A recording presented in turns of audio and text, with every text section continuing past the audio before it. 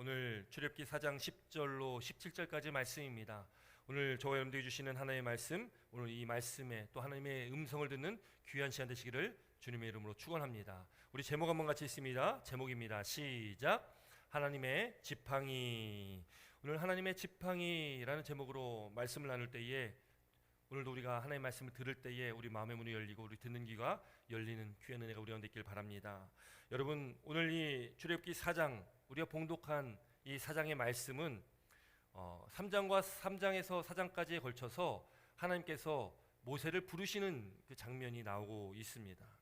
모세를 하나님께서 부르시고 이제는 이스라엘 백성들을 이 애굽에서 구원할 그 지도자로, 인도자로 모세를 세우시고 그를 부르시는 것입니다. 여러분, 오늘도 우리가 살아가며 우리도 하나님께서 부르셨다는 것을 꼭 기억하시기 바랍니다. 하나님께서 우리를 창조하신 목적이 계시고 또 우리가 이 세상 살아가는 그 삶의 목적이 있는데 그 목적을 가지고 하나님께서 우리를 지으셨다는 것이죠. 우리의 삶의 목적은 오직 하나입니다. 하나님의 영광을 위해서 우리는 살아가는 것입니다. 내 영광이 아니라 오직 하나님의 영광을 위해서 하나님 나라 일을 위하여서 복음을 위해서 우리는 살아가는 것입니다. 그것이 우리의 삶의 목적이고 또 우리가 이 세상을 살아갈 목적이라는 것을 믿으시기 바랍니다. 여러분, 모세에 대해서는 우리가 너무나 잘 압니다. 우리가 많이 들어왔던 또 예수님 외에 성경에 많이 또 등장하기도 하고 또 가장 부각이 되어서 많이 우리가 말씀 나누는 인물 중에 한 사람이 바로 모세 아니겠습니까? 모세 이름의 뜻이 건져내다라는 뜻이 있지 않습니까? 모세는 물에서 건져낸 자입니다. 모세가 태어날 때쯤에 히브리인들, 그 당시는 이스라엘이 아니라 히브리인들인데 그 히브리인들이 참 고생을 많이 하고 있었습니다.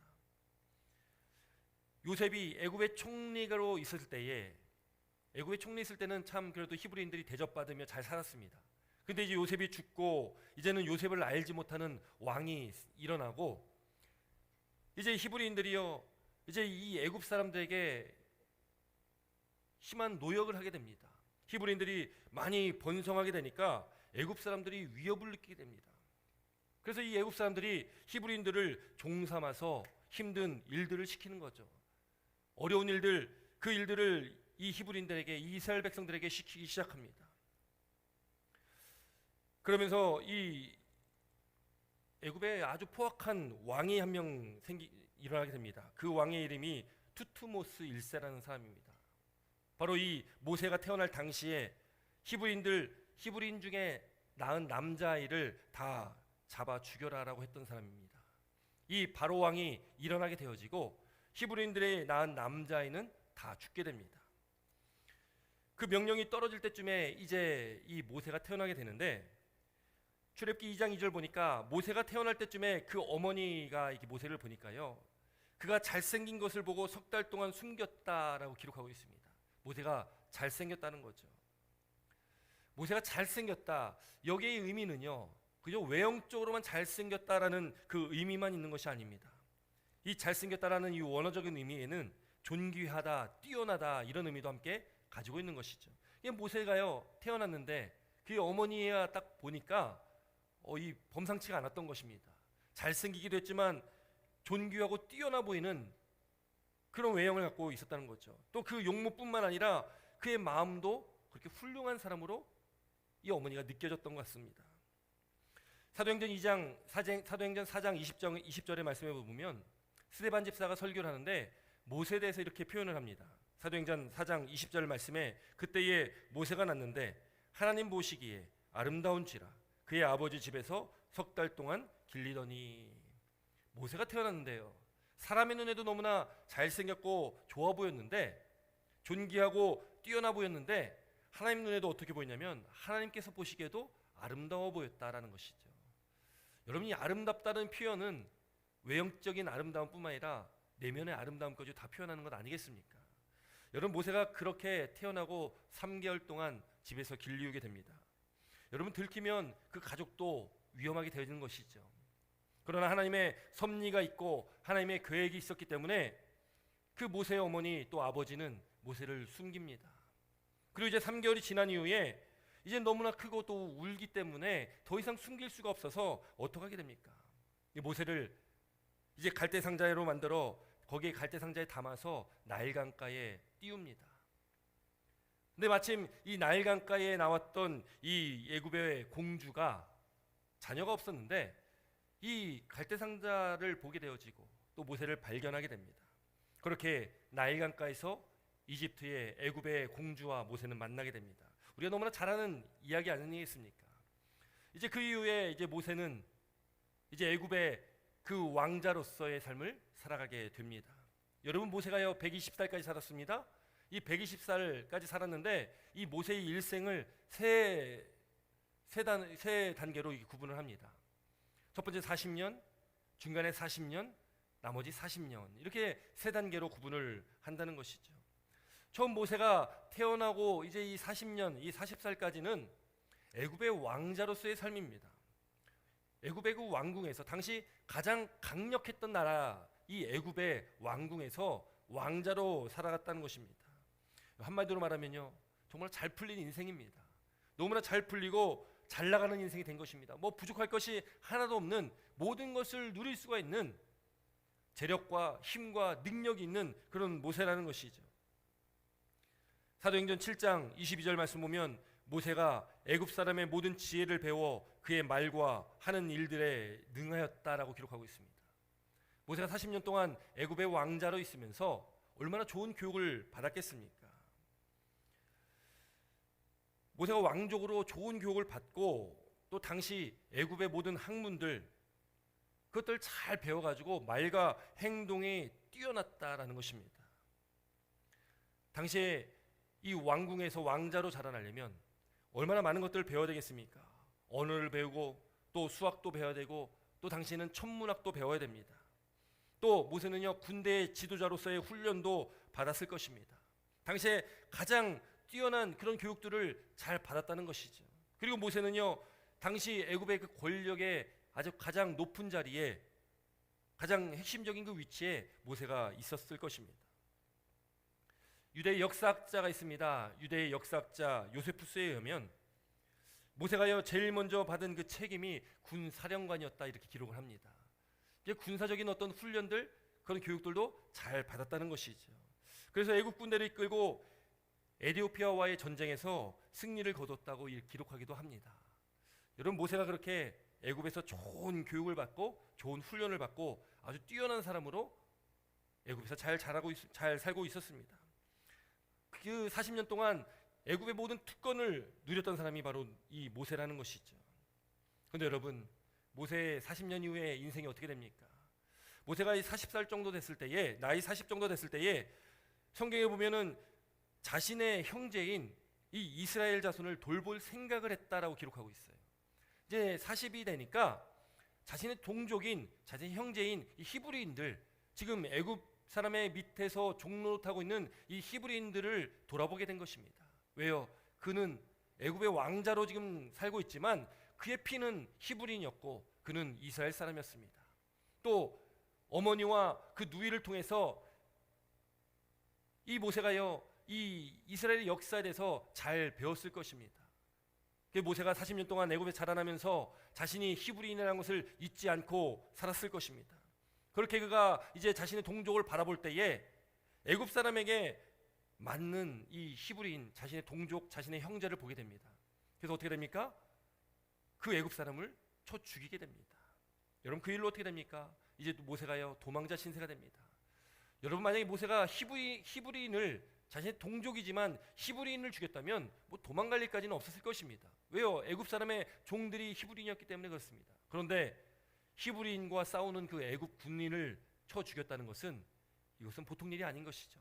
모세가 가만히 있을 수 없는 일입니다. 모세가 그렇게 도망갑니다. 그렇게 도망가고 그가 이제 이 40년을 마치고 새로 시작되는 이 40년은 어떤 삶을 삽니까? 이제 미디안 광야에서 이제는 이전에 누렸던 그 모든 것들이 다 없어진 상태에서 이제는 너무나 비참한 그 40년의 삶을 삽니다. 미디안 광야에서 장인 이드로를 만나고 그곳에서 결혼을 하고 그곳에서 40년 동안 장인의 양을 치면서 그저 양치는 목자로서의 삶을 40년 동안 살아가게 됩니다. 그렇게 왕궁에서 떵떵거리며 뛰어나게 인정받으며 살았던 모세가 이젠 쫓겨나서 양을 치며 이제 세월을 보내야 하는 그 신세가 얼마나 처량해 보입니까?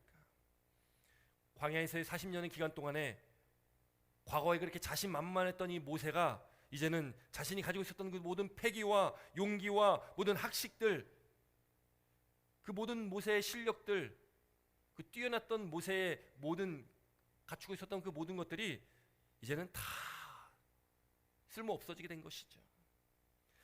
그 40년 동안 광야의 삶 속에 모세는 더욱더 낮아져야 했고, 모세는 또 비우고 비워내야만 했습니다. 40년의 그 애굽에서의 그 찌든 때들, 그 새 속에 물들었던 그 모든 찌든 때들을 다 벗겨내는 시간들이 되었다는 것입니다. 이제 이 40년 이후의 40년은 하나님께서 모세를 이스라엘의 지도자로 세우기 위해서 이 광야에 훈련을 시키시는 것입니다. 하나님께서 이제 모세를 지도자로, 이 출애굽을 시킬 이 이스라엘의 인도자로 모세를 세우실 때에 모세를 하나님께서 이 광야 40년의 기간을 통해서 하나님께서 다듬어 가신다는 것이죠. 너무 초라하고 또 너무 나약해 보이는 이 모세, 양치는 것밖에 할 수 없었던 그 40년의 시간들, 그러나 그때에 이 40년의 광야 시대를 지나고 40년이라는 시간이 지나고서 모세 나이 80이 됐을 때에 그때에 하나님께서 모세를 부르십니다. 모세가 양을 칠 때에 하나님의 산 호렙에 이릅니다. 거기서 그 떨기나무 안에 불타오르는 그 떨기나무를 보게 된 것이죠. 그 불꽃 안에서 하나님께서 모세를 만나 주십니다. 모세에게 하나님께 약속하십니다. 애굽에 있는 이스라엘 백성들을, 너희 민족을 이끌고 나올 것이다. 하나님께서 구원하시겠다. 그렇게 약속해 주시는 거죠. 여러분, 우리가 생각해 보면요, 모세가 하나님께 부름을 받았을 때가 나이 80입니다. 80이면 적은 나이가 아니죠. 한창 혈기왕성했던 그 40년을 지나고 나머지 40년을 광야에서 보내면서 이제는 어쩌면 할아버지와 같은 그런 백발 노인이 됐을지도 모르겠습니다. 젊을 때가 아니라, 힘이 있을 때가 아니라, 많은 것을 갖췄을 때가 아니라, 뛰어나고 특별했을 때가 아니라, 그 80년의 시간이 지난 그저 광야에서 이 양을 치는 노인, 이 모세를 하나님께서 그때 부르시는 것입니다. 여러분, 그때의 모세를 하나님께서 부르시면 하나님께 이 모세가 선뜻 순종할 수가 있었겠습니까? 40년 동안 양떼하고만 지냈으니 모세의 그 출중했던 언어 능력들, 그가 배웠던 모든 지식들, 그 모든 것들이 다 녹슬었을 것입니다. 그저 80살 먹은 이제는 노인에 불과한데, 뭐 양치는 일이라면 자신 있게 하겠지만 이스라엘 백성들을 이제 그 애굽에서 인도해야 된다는 그 사명을 하나님께 주셨을 때는 그 일을 손뜻 감당하기가 너무 어려웠을 것입니다. 그러나 하나님께서는 그때의 모세를 부르시는 것입니다. 하나님께서는 모세가 무능력하고 나약해졌을 때에, 아무것도 할 수 없어 보일 때에 그때 하나님께서 모세를 부르셨다는 것을 우리는 보게 되어집니다. 연약할 대로 연약해지고 또 어떠한 희망도 소망도 없어 보이는 이 모세를 하나님께서 부르시면서 이제 하나님께서 이 모세를 통한 하나님의 이루실 일들을 모세에게 보여주십니다. 근데 그때 모세가 어떻게 반응합니까? 모세가 순종하지 못합니다. 모세는요, 3장과 4장의 말씀에 보면 하나님의 그 부르심에 계속적으로 순종하지 못하고 불순종하는, 하나님의 말씀에 부르심에 따르지 못하는 그 모세의 모습을 보게 되어집니다. 앞서 출애굽기 3장 11절 말씀 보면 모세가 하나님께 아뢰되 내가 누구기에 바로에게 가며 이스라엘 자손을 애굽에서 인도하여 내리까라고 모세가 하나님께 말합니다. 순종하지 못하는 것이죠. 또 오늘 본문 이 10절부터의 말씀 보면 불순종의 극치를 보입니다. 오늘 본문 10절 말씀 한번 같이 읽습니다. 본문 10절입니다. 시작. 모세가 여호와께 아뢰되 오 주여, 나는 본래 말을 잘하지 못하는 자이니이다. 주께서 주의 종에게 명령하신 후에도 역시 그러하니 나는 입이 뻣뻣하고 혀가 둔한 자니이다. 여러분, 모세가요, 지금 앞서 3장부터 계속 하나님께 부르심에 대해서 나는 할 수 없습니다라고 고백하고 있는데, 지금 이 10절에 와서는요, 나는 본래 말을 잘하지 못하는 자라는 겁니다. 여러분, 그가 애굽의 왕자로 있을 때 말을 잘하지 못했겠습니까? 아주 출중하게 말을 잘하는 그런 교육을 잘 받은 사람이었습니다. 그러나 이제 광야의 40년을 지나니까 모세는 어느덧 이제 그가 가지고 있었던 모든 능력들이 다 사라지게 되는 것이죠. 여러분, 말도 하지 않으면 늘지 않지 않습니까? 말도 자꾸 말을 해야지 느는 것 아니겠습니까? 그런 40년 동안 이 광야에서 양을 치면서 모세가 말할 일이 뭐가 얼마나 많았겠습니까? 나는 본래 말을 잘하지 못하는 자다. 주께서 주의 종에게 명령하신 후에도 역시 나는 말을 잘 못할 것입니다. 왜? 내 입이 뻣뻣하고 혀가 둔하기 때문입니다. 라고 지금 말하고 있는 것입니다. 그때 하나님께서 모세에게 뭐라고 말씀합니까? 우리 11절 12절 말씀 함께 있습니다. 11절 12절입니다. 시작. 여호와께서 그에게 이르시되 누가 사람의 입을 지었느냐? 누가 말 못하는 자나 말 못 듣는 자나 눈 밝은 자나 맹인이 되게 하였느냐? 나 여호와가 아니냐? 이제 가라. 내가 내 입과 함께 있어서 할 말을 가르치리라. 아멘. 여러분, 하나님께서요, 그 자신 없어하는 순종하지 못하는 이 모세에게요, 하나님께서 또 분명하게 말씀합니다. 누가 사람의 입을 지었냐는 것입니다. 마치요, 하나님께서 우리 인간을 창조하신 하나님이십니다. 그 전지전능하신 하나님께서 우리를 창조하시고 우리를 통해서 하나님께 일을 하시는 거죠. 모세를 통해서 하나님께서 일하시길 원하시는 것입니다. 누가 말 못하는 자나 못 듣는 자나 눈 밝은 자나 맹인이 되게 하였느냐? 나 여호와가 아니냐? 여러분, 그 하나님을 우리가 인정해야 되는 것입니다. 그 하나님을 우리는 믿고 나아가야 되는 것입니다. 모세가 이 하나님의 말씀을, 이 약속을 듣고도 그가 순종하지 못한다는 것은 하나님을 인정하지 못하고 있다는 것입니다. 하나님을 온전히 믿지 못하고 있다는 것입니다. 이제 가라. 내가 내 입과 함께 있어 할 말을 가르치리라.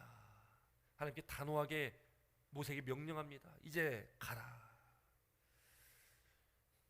여러분, 그때 모세는요, 이만큼 했으면 3장부터 쭉 불순종하고 하나님 말씀에 순종하지 못하며 나아갔는데, 그만큼 하나님께서 말씀하시고 타일렀으면 이제는 네, 알겠습니다. 내가 하나님 의지해서 가겠습니다. 이렇게 해야 좀 좋아 보일 텐데, 좋은 모습인데, 여러분 13절 말씀 보면요, 모세가 이렇게 이야기합니다. 13절에 이렇게 기록합니다. 오 주여, 보낼 만한 자를 보내소서. 여러분, 끝까지 모세는요, 갈 수 없다는 겁니다. 나 말고 다른 사람, 준비된 자, 나보다 더 말 잘하고 나보다 더 준비된 뛰어난 자를 좀 보내주십시오.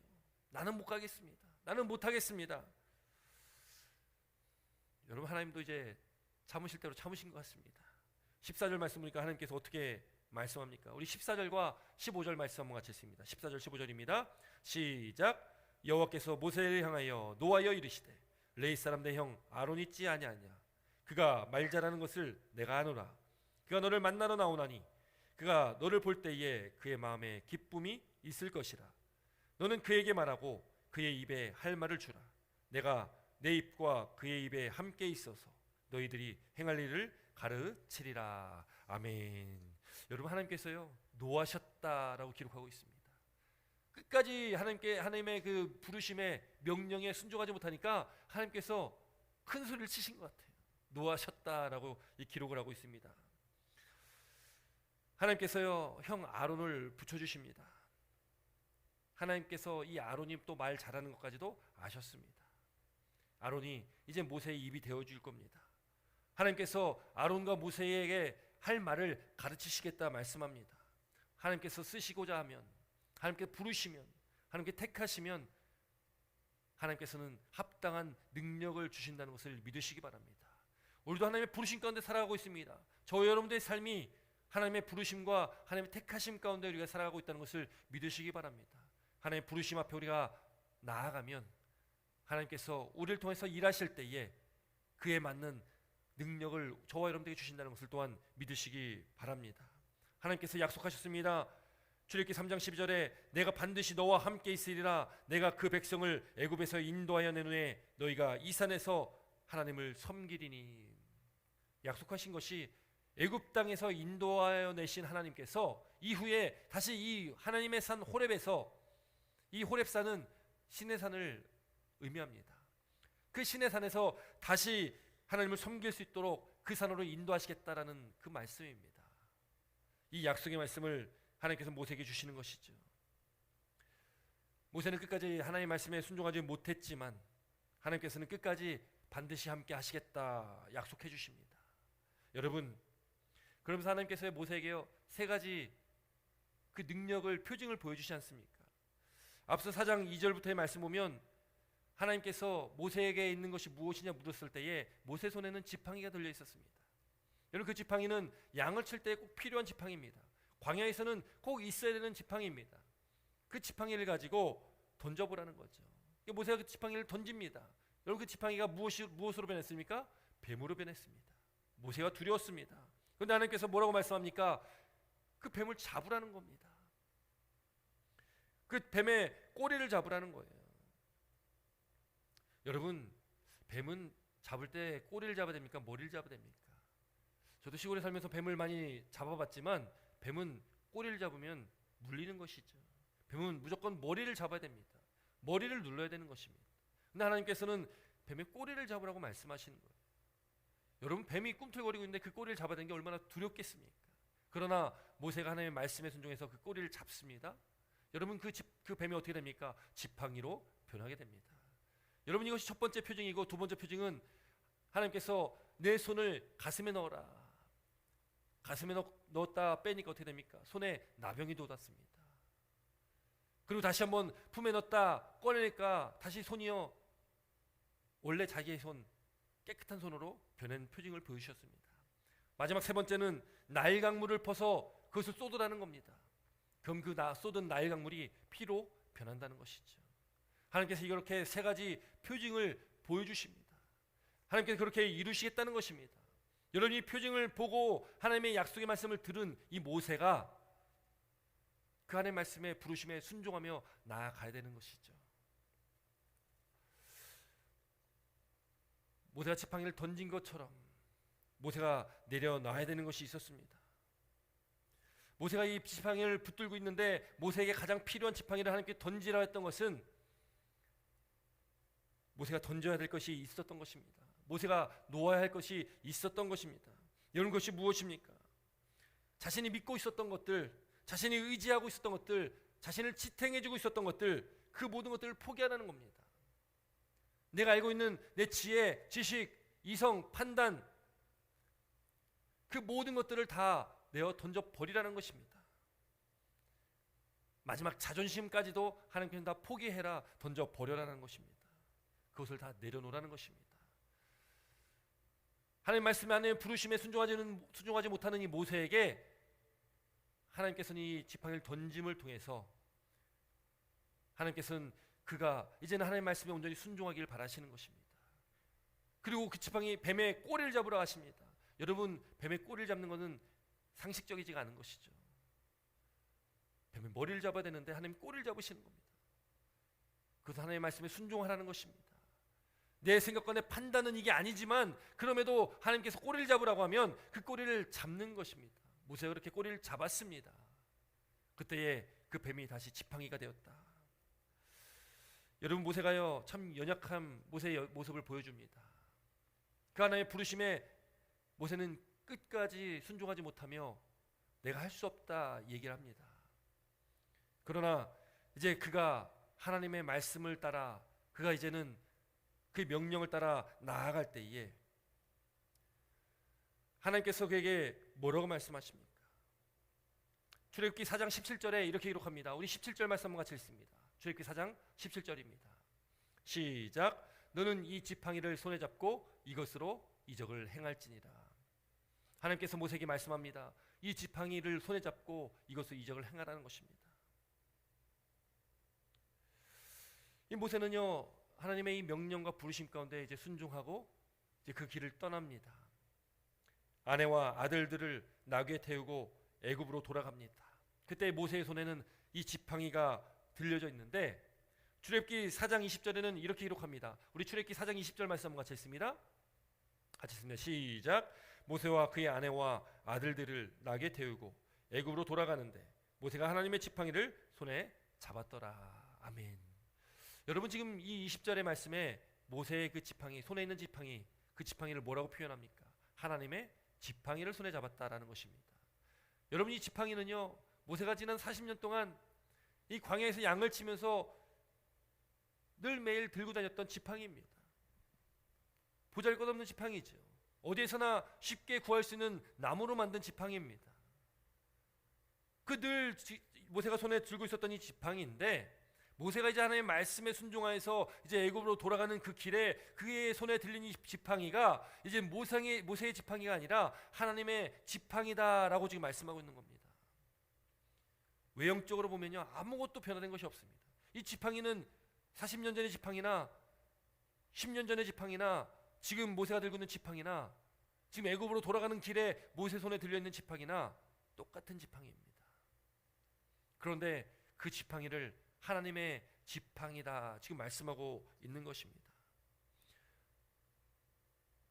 여러분이 하나님의 지팡이, 하나님께서 함께 하시고 하나님의 명령에 순종하여 하나님의 말씀에 따라 나아가는 그 모세의 그 발걸음 가운데 이 지팡이는 이제는 더 이상 모세의 지팡이가 아니라 하나님의 지팡이가 됩니다. 이 지팡이로 애굽에서 하나님의 말씀에 순종하여서 하나님의 명령에 순종하여서 여러 가지 역사를 나타내게 됩니다.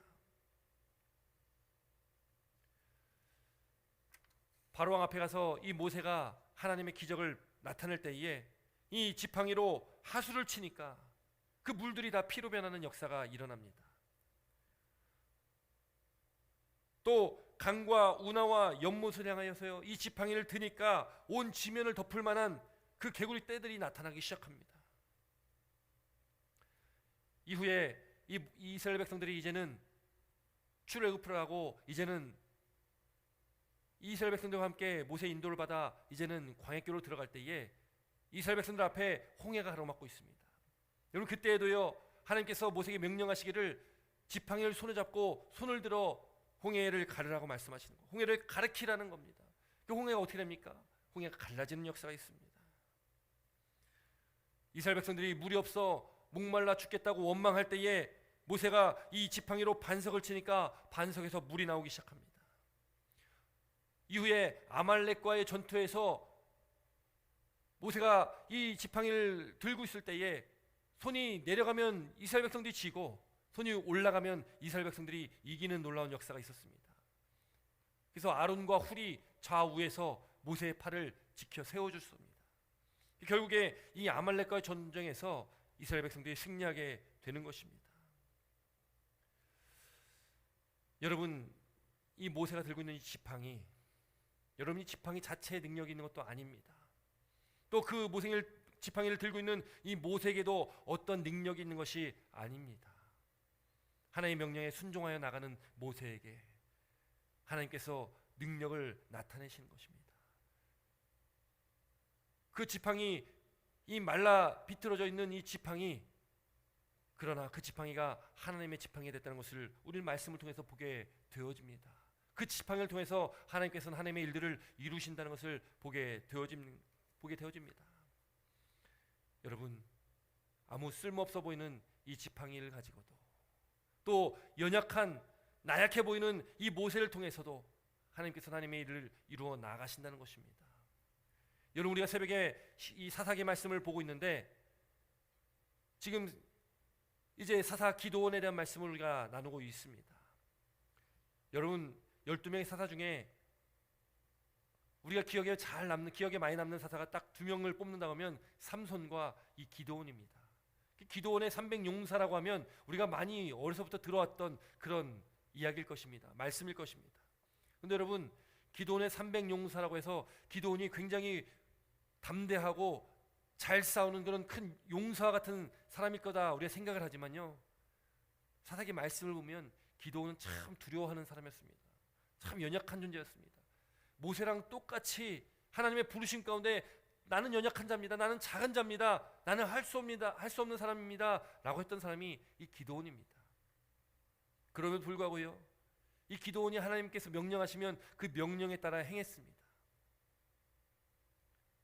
결국에는 이제 이 미디안 족속과 전쟁을 이루게 되는데 이스라엘 군사가 32,000명이었고 이 미디안 군사가 13만 명이 넘었습니다.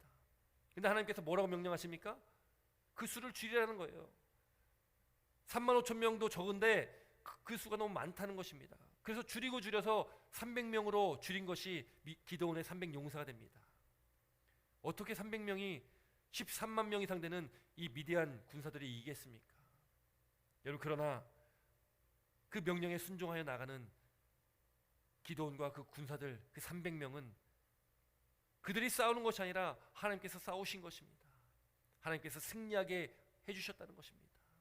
우리의 상식으로는, 우리의 판단으로는 절대 이길 수 없는 전쟁이지만 하나님께서 싸우시는 것이기 때문에, 하나님께서 하신 일이기 때문에 그 승리가 있었다는 것을 말씀을 통해 보게 됩니다. 모세도 또 그의 손에 들려있는 지팡이도 보잘것없어 보이고 쓸모없어 보이는 것이지만 하나님께서 사용하시면, 하나님께서 쓰시면 하나님의 놀라운 일을 이룬다는 것을 오늘도 우리의 말씀을 통해서 보게 되어집니다. 저와 여러분들을 하나님께서 부르셨습니다. 우리를 택하셨습니다. 우리에게 하나님께서 우리를 통해서 이루실 일들이 있습니다. 여러분, 그때에 저와 여러분들의 우리의 믿음의 삶의 모습은 어때야 되겠습니까? 나는 할 수 없지만, 나는 아무 능력과 힘이 없지만 하나님의 말씀에 의지하여서 나아갑니다. 베드로가 밤새 그물을 던졌지만 한 마리도 잡지 못했습니다. 그때 예수님께서 깊은 곳에 가서 던져라라고 말씀하셨을 때에 베드로가 예수님께 말씀하셨죠. 내가 밤새 수고하여 아무것도 잡지 못했지만 주님 말씀에 의지해서 내가 그물을 내리겠습니다. 나는 할 수 없지만 내가 주님의 말씀을 의지하여서 내가 그물을 내리는, 하나님의 말씀의 명령에 순종하여서 그 말씀대로 행하는 이 모세와 또 기드온처럼 오늘 우리에게도 하나님의 지팡이, 하나님의 말씀의 능력이 우리 가운데 있다는 것을 믿으시기 바랍니다. 우리가 붙잡아야 할 하나님의 지팡이는 바로 우리에게 주신 약속의 하나님의 말씀이라는 것을 믿으시기 바랍니다. 우리가 하나님의 말씀을 붙들고 우리가 살아갈 때에, 우리에게 주신 이 하루하루를 살아갈 때에, 우리가 말씀을 믿고 의지하며 나아갈 때에 이 말씀의 능력이 우리 가운데 있어 우리가 우리 하루하루의 삶 가운데 그 말씀의 능력을 경험하며 또 우리가 승리의 기쁨, 그 은혜를 누리며 살아가길 수 있다는 것을 믿으시기 바랍니다. 우리는 그저 연약하지만, 부족하지만 내 모습 이대로 주 앞에 나아가면 됩니다. 우리가 앞서 찬양되었던 이 찬양의 가사를 우리가 생각해 봤으면 좋겠습니다. 내 모습 이대로 사랑하시네, 연약함 그대로 사랑하시네, 나의 모든 발걸음을 주가 하시나니 날 인도하소서. 주의 날개 아래 거하는 것, 주의 임재 안에 거하는 것, 나의 가장 큰 소망, 나의 가장 큰 은혜, 주와 함께 동행하는 일. 이 찬양의 가사가 시편 17편에 나오는 그 말씀을 찬양으로 만든 것입니다. 오늘 우리가 내 모습 이대로, 난 연약하지만, 난 부족하지만 하나님의 말씀을 붙들고 이 하나님의 지팡이를 붙들고 나갔던 이 모세처럼 우리 하나님의 말씀을 붙들고 나아갑니다. 주의 말씀에 순종합니다. 이 믿음의 결단과 고백이 오늘도 저와 여러분의 삶 가운데 있기를, 또 남은 한 주간의 삶 가운데 우리 믿음의 고백이 있기를 주의 이름으로 축원합니다. 기도드리겠습니다.